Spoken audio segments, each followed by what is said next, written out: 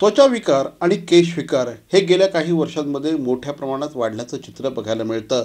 सगळ्यात महत्त्वाचं म्हणजे आहार विहार, त्याचप्रमाणे प्रदूषण या सगळ्याचा परिणाम थेट आपल्या त्वचेवर होत असतो आणि त्यातूनच मोठ्या प्रमाणामध्ये त्वचा विकार आणि केश विकार देखील होत असतात. हल्ली अकाली टक्कल पडणं, केस गळती हे विकार देखील मोठ्या प्रमाणात वाढलेले आहेत. केश विकार आणि त्वचा विकार यामध्ये आयुर्वेद नेमकं कशा पद्धतीने काम करतं या संदर्भात बातचीत करण्यासाठी आत्ता आपल्याबरोबर आहेत डॉक्टर सोनाली सावंत. मॅडम, सर्वप्रथम ठाणे वर्तमानमध्ये आपलं हार्दिक स्वागत. डॉक्टर सोनाली सावंत हे गेल्या 15 वर्षांपासून प्रॅक्टिस करत आहेत आणि या विषयातला तज्ज्ञ म्हणून त्यांची अतिशय मोठी अशा प्रकारची ओळख आहे. अनेक पेशंट्सवर त्यांनी आजपर्यंत उपचार केलेले आहेत. माझा पहिला प्रश्न तुम्हाला आहे की त्वचा विकार होण्याच्या मागची नेमकी कारणं काय? बरं, आधी आपण विचार करू की त्वचा हा अवयव सर्वात लार्जेस्ट ऑर्गन सांगितलेला आहे बॉडीमध्ये. तर बाह्य एन्व्हायरमेंटल फॅक्टर्स असतात, तसेच पोल्युशन आहे, स्ट्रेस आहे, या सगळ्याचाच इफेक्ट आपल्या त्वचेवर दिसत असतो. त्याप्रमाणे आपल्या शरीरामधल्या काही प्रक्रिया घडत असतात, सतत त्या घडत असतात. त्यामध्ये त्या प्रक्रियेमध्ये काहीही बिघाड झाला तर त्याचा देखील परिणाम आपल्या स्किनवर दिसत असतो. तसेच चुकीच्या खाण्यापिण्याच्या पद्धती ज्या आजकाल खूप जास्त वाढलेल्या आहेत, तर त्यामुळे म्हणजेच विरुद्ध अन्न घेतल्यामुळे त्याचे सुद्धा इफेक्ट आपल्या त्वचेवर दिसून येतात. मॅडम, तुम्ही आत्ता तुमच्या विवेचनात म्हणालात की विरुद्ध अन्न आपण सेवन करतो आणि त्यामुळे हे विकार बळावत असतात. मला प्रेक्षकांना हे निश्चितपणे ऐकायला आवडेल की विरुद्ध अन्न म्हणजे नेमकं काय? बरं, आयुर्वेदामध्ये हा कन्सेप्ट सांगितलेला आहे की फॉर एक्झाम्पल आपण बघू की दूध आणि फळं, म्हणजे आत्ताच्या याच्यामध्ये आपण बघतो की मिल्कशेक घेणं जास्त आहे, लहान मुलांना शिकरण देणं किंवा इतर गोष्टी लाईक स्ट्रॉबेरी मिल्कशेक, या सगळ्या गोष्टी आहेत ह्या विरुद्ध अन्नामध्ये येतात. तसेच दूध आणि मासे यांचं कॉम्बिनेशन आहे. अशा इतर बऱ्याचशा गोष्टी आहेत ज्या विरुद्ध अन्न या प्रक्रियेमध्ये येतात. सध्या मोठ्या प्रमाणामध्ये आपल्याकडे प्रदूषण आढळून येतं आहे. त्यामुळे साधारणपणे कुठल्या प्रकारचे त्वचा विकार हे जास्त प्रमाणात आढळून येतात? हां, तर आपल्या मुंबईमध्ये सोरायसिस, एक्झिमा, त्याचप्रमाणे फंगल इन्फेक्शन या अतिशय प्रमाणात वाढलेले दिसत आहेत. त्याचप्रमाणे महिलांमध्ये जसं मेनोपॉज येतो त्यामुळे डार्क पिगमेंटेशन दिसणं किंवा डार्क सर्कल्स येणं, या गोष्टीसुद्धा वाढलेल्या दिसतात.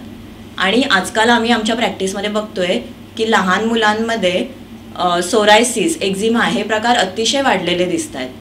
आत्ता तुम्ही अँटी एजिंग विषयी बोललेला आहात आणि अँटी एजिंग हा आपल्या सगळ्यांचाच एक जिव्हाळ्याचा विषय आहे.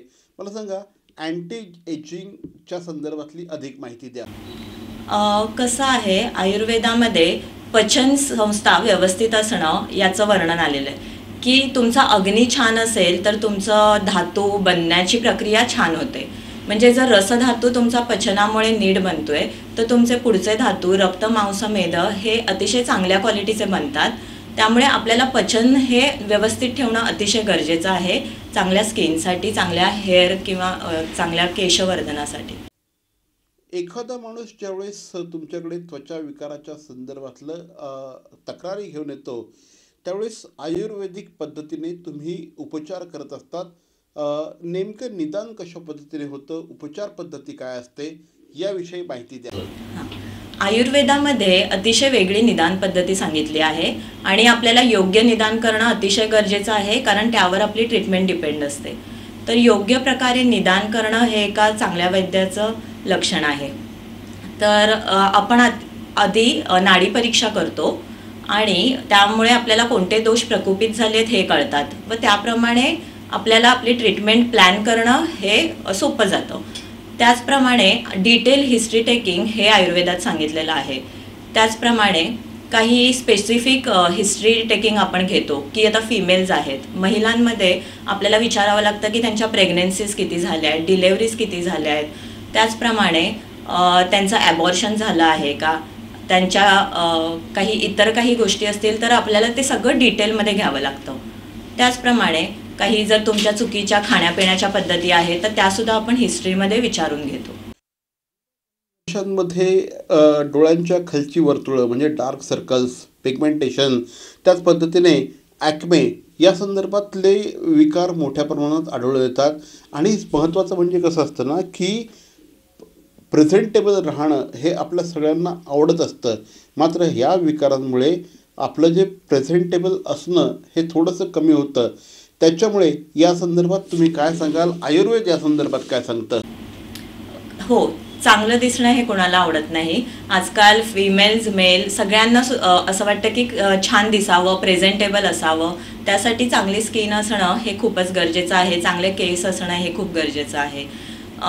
तर आयुर्वेदामध्ये या सगळ्या गोष्टी, दिनचर्या, ऋतुचर्या ह्यांचं वर्णन आलं आहे की योग्य प्रकारे आपण दिनचर्या पाळणं म्हणजे अगदी सकाळी उठल्यापासून ते रात्री झोपेपर्यंत जो क्रम आहे किंवा तुमची खाण्यापिण्याची जी पद्धत आहे, या सगळ्या गोष्टी, शिवाय स्ट्रेस कमी करणं, या गोष्टी आहेत त्या आपल्याला म्हणजे अंगीकाराव्या लागणारच आहेत.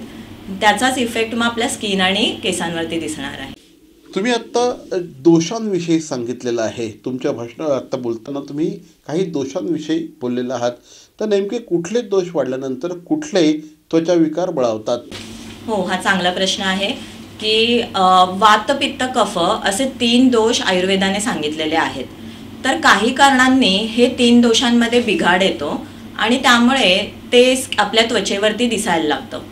तर फॉर एक्झाम्पल, जसं काही कारणामुळे आपल्या पोटातलं पित्त हे बिघडलं आहे व ते त्यामुळे ते पित्त बिघडलेलं असतं, ते स्किनवरती यायला सुरुवात होते. तर हे पित्त स्किनवर येण्याचं काम हे वात करत असतं. वातदोष शरीरामध्ये असतो, तो पित्ताला पोटातून बाहेर काढून स्किनपर्यंत आणण्याचं काम करतो. तर हे लक्षण शीतपित्त म्हणजेच अर्टिकेरियामध्ये दिसतं. आपल्याला त्यावेळेला वात आणि पित्ताची शमन चिकित्सा म्हणजेच त्यांचं त्या वातपित्ताला शांत करणारी औषधं द्यावी लागतात. ह्याचा एकत्रित परिणाम शीतपित्तामध्ये खूप छान दिसून येतो. पेशंटची खाज लवकरच थांबते आणि तो पूर्णपणे बरा होतो. तसेच सोरायसिस हा आजार आहे. सोरायसिसमध्ये वातामुळे त्या पेशंटमध्ये रुक्षता, स्केलिंग होणं असे लक्षणं दिसतात, काळसरपणा दिसणं. त्याचप्रमाणे जर त्याच्यामध्ये कफ वाढला असेल तर तिकडे स्राव जास्त असतो आणि जर पित्त जास्त असेल तर लालसरपणा आणि सूज जास्त दिसून येते. तर आपण या दोषांचा विचार करून त्याप्रमाणे औषधाचं नियोजन करतो व त्यामुळे अतिशय खूप छान रिझल्ट येतात आणि ही जी लक्षणं आहेत ती लगेचच कमी होतात. सांगा, केश विकार आणि त्वचा विकार यामध्ये कुठलं पंचकर्म आपण वापरतो आणि हे कशा पद्धतीने काम करतं? आयुर्वेदामध्ये पंचकर्माला खूप जास्त महत्त्व आहे की आपण दोष कधी कधी शरीरात वाढलेले असतात, तर ते काही अंशी वाढले असतील तर आपण ते औषधाने कमी करतो. पण ते जास्त प्रमाणात वाढलेले असतील तर मात्र त्यांना शोधन करून बाहेर काढणं अतिशय गरजेचं असतं. तर या शोधन प्रक्रियेमध्ये पंचकर्म सांगितले आहेत.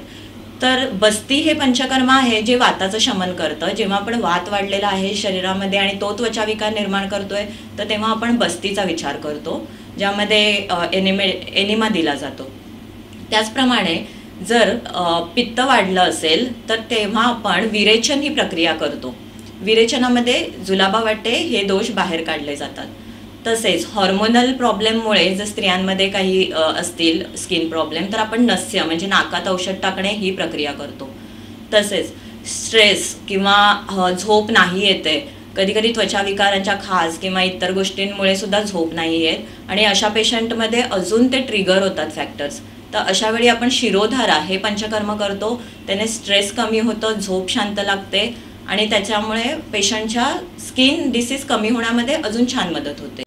आता आपण थोडंसं केश विकारांकडे वळूया. कारण खूप मोठ्या प्रमाणामध्ये टक्कल पडणं किंवा चाई पडणं किंवा केस गळणं हे विकार सध्या आढळून येतात. याविषयी आयुर्वेद काय सांगतं? आयुर्वेद याच्यामध्ये कशा पद्धतीने वर्क करतं? आयुर्वेदामध्ये हे चाई पडणं किंवा ॲलोपेशिया आहे ह्याच्यामध्ये कृमिघ्न चिकित्सा सांगितली आहे. यामध्ये आपण वर्म इन्फेस्टेशन किंवा त्या वर्म्सना कृमी कमी करणारी औषधं देतो. तसेच रक्तशुद्धीची औषधं देतो आणि काही वमन असेल ह्यासारखे कफ बाहेर काढणारे सुद्धा पंचकर्म आहेत, त्यांचा उपयोग करतो. आणि तसेच एक वेधन म्हणून चिकित्सा आहे, जे हे ॲलोपेशिया किंवा टक्कल पडणं म्हणजे तिथे आपण नवीन हेअर ग्रोथ होण्यासाठी वेधन ही प्रक्रिया करतो, ज्यामुळे नवीन रूट निर्माण होतात व त्यातून नवीन केस उत्पन्न होतात. असं म्हटलं जातं की आयुर्वेदाचे जे रिझल्ट्स असतात हे थोडेसे लेट येतात. तुम्ही काय सांगाल की कशा प्रकारचे रिझल्ट्स केश विकार आणि त्वचा विकारामध्ये आयुर्वेदिक आपण उपचार घेतले तर आढळून येतात? खूपच छान रिझल्ट असतात. काही गोष्टी कशा आहेत की क्रोनिक असतील म्हणजे तर थोडासा वेळ घेऊ शकते, पण अतिशय वेदनाचे तर खूप छान रिझल्ट आहेत. शिवाय पंचकर्म घेतलं तर पेशंटना एक साधारण 1 किंवा 2 महिन्यातच रिझल्ट दिसायला सुरुवात होते. काही चांगल्या सक्सेस स्टोरीजसुद्धा तुमच्या असतील की तुमच्याकडे त्वचा विकारांसाठी काही पेशंट्स आले, केश विकारांसाठी पेशंट आले, तर अशा काही सक्सेस स्टोरीज तुम्ही आमच्याबरोबर प्लीज शेअर. हो, नक्कीच. आपल्याकडे एक यंग पेशंट होती, जी 16 वर्षाची होती व काही कारणामुळे तिच्यामध्ये ॲलोपेशिया दिसला होता. तर आपण त्यांना कृमिघ्न चिकित्सा व विरेचन ही चिकित्सा दिली व त्यानंतर त्यांच्यामध्ये खूपच छान म्हणजे हेअर ग्रोथ झाली आणि त्यांचा कॉन्फिडन्स वाढला. मेन म्हणजे ती पेशंट जेव्हा खुश होऊन क्लिनिकमध्ये आली, तेव्हा अतिशय आम्हाला स्वतःला खूप आनंद झाला. केस गळती हा एक प्रचंड मोठा अशा प्रकारचा प्रॉब्लेम सध्या आहे आणि अगदी म्हणजे हल्ली आपण बघतो की 20-25तल्या तरुणांना सुद्धा टक्कल पडलेलं असतं. याबाबत आयुर्वेद काय सांगतं आणि आयुर्वेदात काय उपचार आहे? हो, नक्कीच. केस गळतीसाठी वेगवेगळ्या प्रकारे वेगवेगळी तेलं वापरणं किंवा वेगवेगळे प्रोडक्ट्स वापरणं. आजकाल मुली स्ट्रेटनिंग करतात किंवा वेगवेगळे हेअर कलर वापरतात. तर या सगळ्याचा दुष्परिणाम नक्कीच दिसून येतो. त्याचबरोबर आम्ही काही प्रोडक्ट्स बनवले आहेत, जे केमिकल फ्री आणि आयुर्वेदिक हर्ब्स वापरून बनवलेले आहेत. ज्याच्यामध्ये हेअर ऑइल आहे, हेअर सिरम आहे, जे तुम्ही रेग्युलर बेसिसवर लावू शकता, जे नॉनस्टिकी असतं. त्याशिवाय जर चेहऱ्याचं म्हणाल तर फेस पॅक आहेत, क्रीम आहे, जे तुपाच्या बेसपासून बनवलेलं आहे. असे बरेचसे आहेत. शिवाय आम्ही काढ्याने केस धुवायला देतो. हा सुद्धा खूप म्हणजे एन्शियंट आयुर्वेदामध्ये सांगितलेला प्रकार आहे, जो आपण पेशंटना सांगतो आणि ते अगदी आनंदाने हे करतात, कारण रिझल्ट हे चांगले येणारेच असतात. हे सपोज जर का प्रोडक्ट मला हवे असतील तर हे प्रोडक्ट नेमके ऑर्डर कसे करायचे? ते ऑनलाईनसुद्धा मिळतात का? घरपोच डिलिव्हरीसुद्धा मिळते का? काय सांग? प्रोडक्ट आपल्या क्लिनिकमध्येच अवेलेबल आहेत. आपण आधी कन्सल्टेशन केल्याशिवाय कोणतेही प्रोडक्ट देत नाही. त्यामुळे आधी डॉक्टरांशी बोला किंवा ऑनलाईन कन्सल्ट करू शकता, फोनवर बोलू शकता, तुमच्या कंप्लेंट सांगा, तुमचे दोष कोणते आहेत, त्याप्रमाणे आम्ही ते प्रोडक्ट तुम्हाला सांगतो किंवा प्रिस्क्राईब करतो. तर मॅडम, जाता जाता आपल्या सगळ्या प्रेक्षकांना केश विकार आणि त्वचा विकार यावर आयुर्वेदिक उपचार या संदर्भात काय सांगाल? चांगली दिनचर्या फॉलो करणं हे चांगल्या स्किनसाठी आणि केसांच्या वाढीसाठी एक उपयुक्त गोष्ट आहे. तसेच व्यवस्थित झोप घेणं हे सुद्धा खूप इम्पॉर्टंट आहे. स्ट्रेस कमी ठेवणं आणि जसं आयुर्वेदामध्ये सांगितलं आहे तसं सीझनप्रमाणे वेगवेगळे शोधन पंचकर्म घेणं. आपल्या आयुर्वेदिक डॉक्टरांच्या सल्ल्यानुसार तुम्ही ते पंचकर्म घेऊ शकता. त्यामुळे नक्कीच फायदा होईल. तर मंडळी, या होत्या डॉक्टर सोनाली सावंत. डॉक्टर सोनाली सावंत यांनी आज आपल्याशी केश विकार आणि त्वचा विकार या संदर्भात चर्चा केलेली आहे. मॅडम, आपण इथे आलात आणि आमच्या प्रेक्षकांशी संवाद साधलात त्याबद्दल मनापासून धन्यवाद.